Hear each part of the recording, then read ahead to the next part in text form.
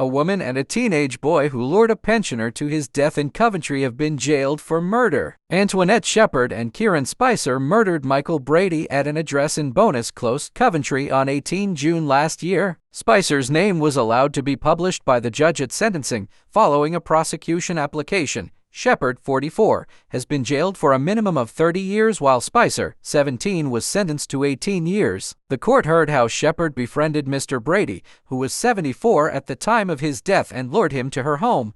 CCTV showed Mr Brady entering Sheppard's address shortly after 6 p.m. Upon entering, the pair inflicted a horrific series of injuries on Mr. Brady. After killing Mr. Brady, the pair put his body in a large TV box, dragging it to an external shed to hide. Sheppard and the boy then stole Mr. Brady's bank card, taking it to a nearby shop and withdrawing more than £300 to buy alcohol. The police were then called, leading to Sheppard's arrest. Spicer was arrested later on. In interview, both suspects blamed each other for Mr. Brady's death, claiming they each tried to stop the other.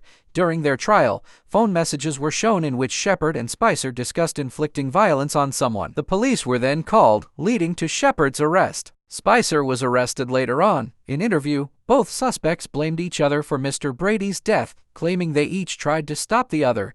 During their trial, phone messages were shown in which Sheppard and Spicer discussed inflicting violence on someone. One message from Spicer said, "I am on one. I am going to hurt people." Following concerns from members of the public, police were called to the address. When they arrived, they searched the shed, finding Mr. Brady's body and arresting Sheppard, 44, on suspicion of murder. Spicer phoned Sheppard at this time and, when officers answered, said, "If you want to speak to me, you'll have to find me." Spicer, now 17, was later found after he told a social worker he had been asked to hide a body.